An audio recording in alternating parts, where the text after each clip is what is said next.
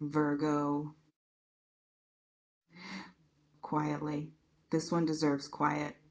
Take what resonates, leave what doesn't. Subscribe if you needed someone to say this to you today. Okay, Virgo.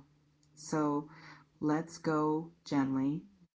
You have been suffering, not performing suffering, not dramatizing difficulty for the attention it produces, not confusing ordinary frustration with the deeper, more structural thing that deserves the word suffering, the real kind.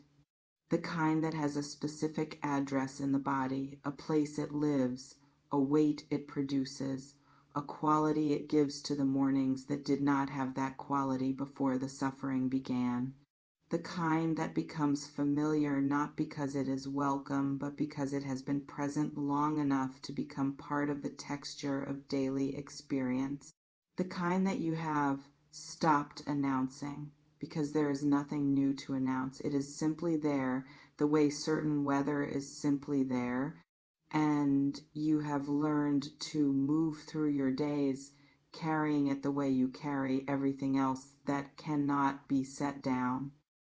I want to say that first, before anything else, before the change, before the unimaginable, before whatever is forming in your life that corresponds to the end of this first.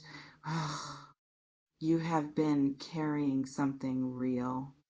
And the carrying has cost you in ways that are not always visible, in ways that you have perhaps not even fully accounted for yourself, because people in the middle of suffering tend to underestimate the cost of it, tend to normalize the expenditure of energy and attention and the specific quality of aliveness that suffering consumes, tend to mistake adaptation for having made peace with something, when what has actually happened is that the body has reorganized itself around the wound in order to continue functioning.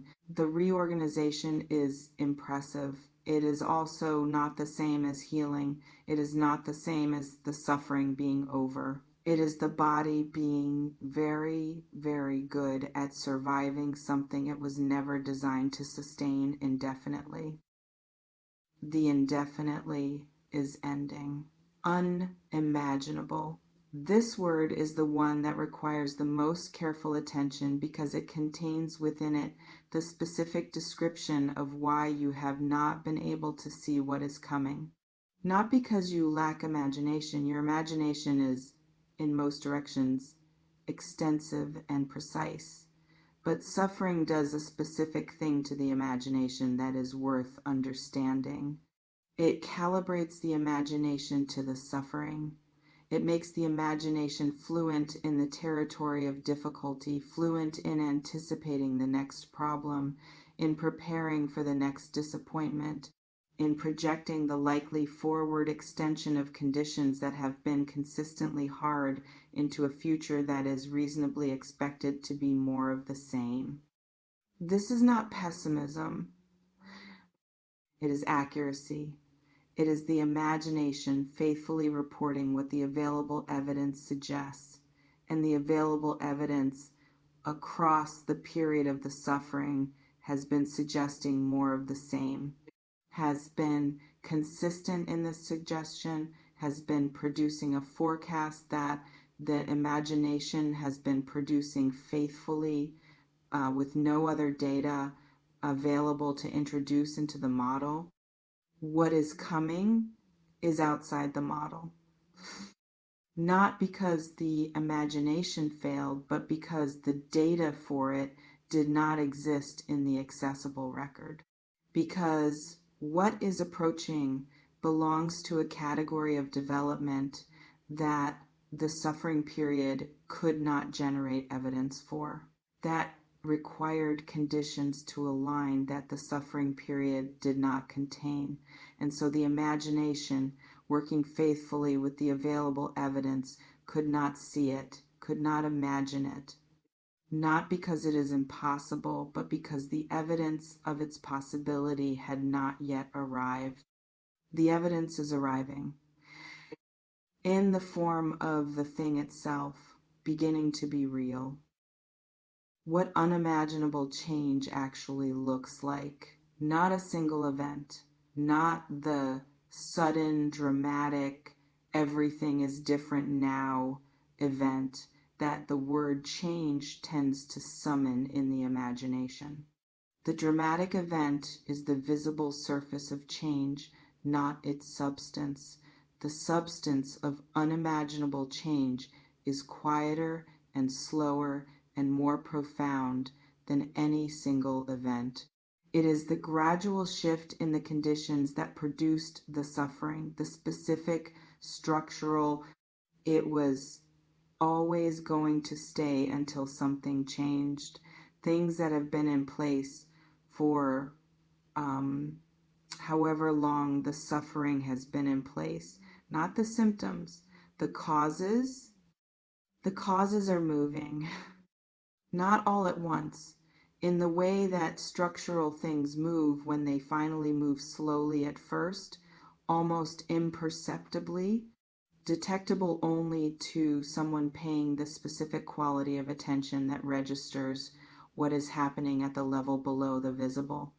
And then less slowly, and then in the specific accelerating way of structural change that has reached the tipping point, that has crossed the threshold at which the momentum of the change exceeds the inertia of the condition it is replacing, and what was stable in its wrongness becomes unstable and begins to resolve towards something different. Something different.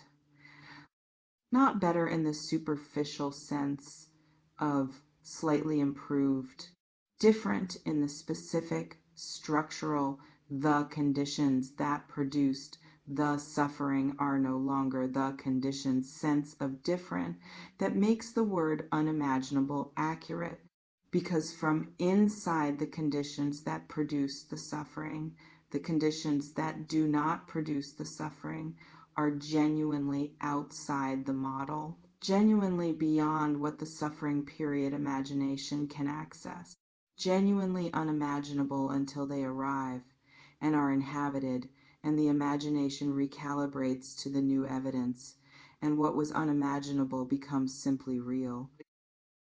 The suffering itself, its specific texture, because it deserves to be named not in the generic language of difficulty or challenge or the euphemisms that smooth over the actual specific bodily experience of what it is to carry something painful through an extended period, but named in its actual form.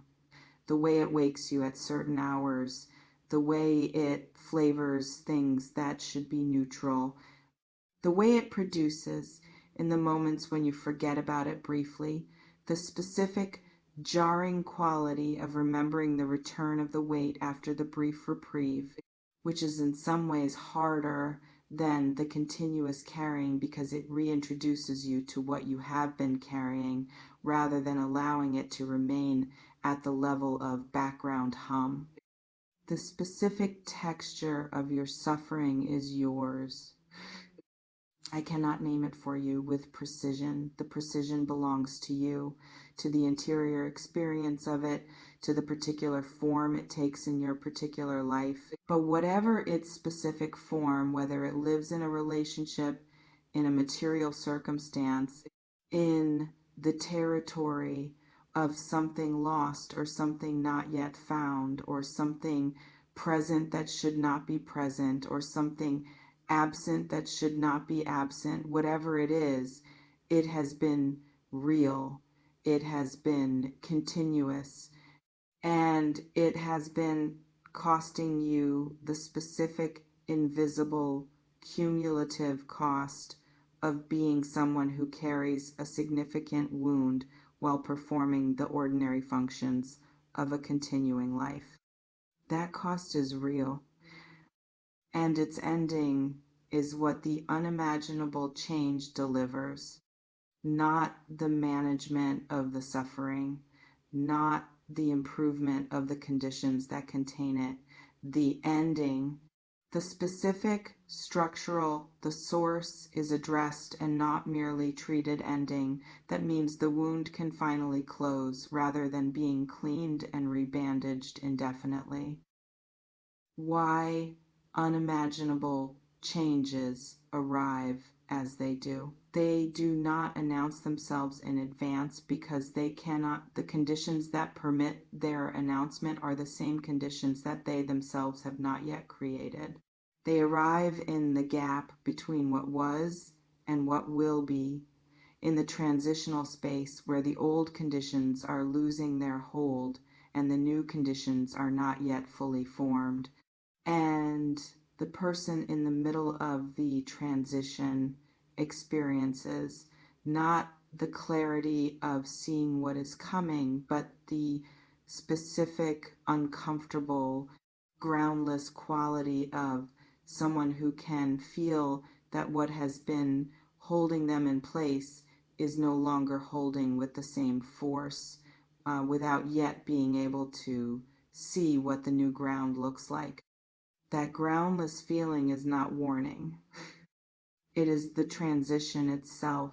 It is the specific, uncomfortable, unavoidable experience of being between the before and the after, between the conditions that produced the suffering and the conditions that will end it, between the familiar weight and the unfamiliar lightness, between what you knew how to carry and what you will know how to receive once you have received it and discovered that receiving it was possible. You may be in that groundless space right now. You may have been feeling the specific destabilizing quality of something in the holding structure of your suffering beginning to shift without yet being able to see what it is shifting toward. That destabilization is the change arriving, not its aftermath, its leading edge. The first movement of the structural shift, the moment when the inertia of the old conditions begins to fail without the new conditions yet being visible enough to replace the lost stability with a new stability. Hold through the groundlessness. The new ground is forming on the other side of it. The end of the suffering. Let the phrase exist at its full size for a moment before we examine what it means in practice. The end of the suffering, not the management of it, not the reduction of it to a more tolerable level, not the acceptance of it as permanent and the development of strategies for living a good life despite its presence. The end. The specific, real, structurally permanent end of the conditions that have been producing the suffering and the corresponding end of the suffering itself. This is what is coming. Not immediately, not tomorrow, not in a single event that will announce itself unmistakably as the end, but in the accumulating, snowballing, each development enabling the next way of structural change that has crossed its tipping point. The change will produce the conditions. The conditions will address the causes. The addressed causes will stop producing the suffering. The stopped production will allow the wound to close. The closed wound will change the texture of mourning. The changed texture of mourning will change the quality of days. The changed quality of days will, over time and without drama, produce the life that the period of suffering was preventing. It arrives in sequence, not all at once, but the sequence has begun. And once begun, The sequence has its own momentum, each step producing the conditions for the next, each day in the new conditions being slightly further from the weight of the old ones, each morning with the changed texture, making the previous morning's weight slightly less legible as the permanent condition rather than the condition that was. What you will feel when it starts, not relief immediately. This is important to say because the expectation of relief can make the actual experience of early stage change confusing. Relief is what comes after. The suffering is clearly over after enough time in the new conditions has accumulated that the body has begun to recalibrate, that the nervous system has begun to register the changed conditions as the actual current conditions rather than as a temporary reprieve that will end and restore the previous state. Relief is the arrival of trust in the new conditions. It takes time. It takes more time than the change itself. What you will feel first is something quieter. A subtle difference in the quality of the weight, a slight reduction in the specific constancy of the suffering's presence, not absence, but intermission. Moments when the weight is not the first thing that announces itself in the morning. Moments when something that used to require the suffering's presence in order to be processed becomes briefly processable without it. Moments when something small is easier than it has been. These are not dramatic. They are the leading edge of the ending, the first, tentative, barely there evidence of conditions beginning to change. Pay attention to the moments when something is easier. Not easier in the grand sense, easier in the small sense, the specific small sense of something that used to cost more costing less.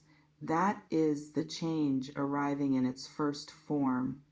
That is the unimaginable beginning to become imaginable. That is the end of the suffering announcing itself in the only form that structural endings can announce themselves incrementally in the smallest possible increments, barely distinguishable from the ordinary variation of a hard day and a slightly less hard day.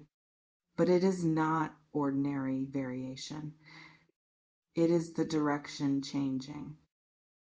Virgo, you have been in this long enough to have earned the right to be told, clearly and without qualification, that it is ending. Not because you suffered the right amount or the right kind or for the right reasons, because the conditions that produced it have reached their own limit. Because structural things that produce suffering have a lifespan that is not infinite, and the lifespan of this particular configuration has run its course, and what replaces it is something that the period of the suffering with its faithful, evidence-based, could not have seen, otherwise imagination could not have predicted. Something unimaginable. Something that ends this. Something that is already beginning in the groundlessness you may have been feeling, in the subtle quality of the shift in what has been holding you in place, in the first tentative, barely there evidence of something small being easier than it was. The end is approaching, Virgo. Not as dramatic event, as structural shift that will produce in the fullness of its developing the specific real. This is what it feels like to have the suffering be over experience that your imagination still calibrated to the suffering cannot yet fully picture. Let it arrive without requiring yourself to picture it first.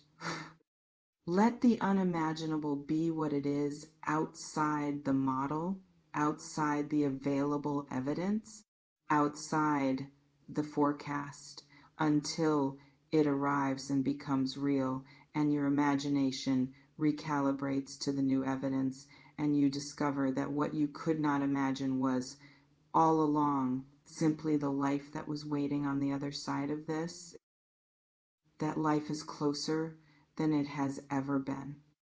Feel the direction changing toward it, toward you. The suffering is not permanent. It just lasted long enough to feel like it was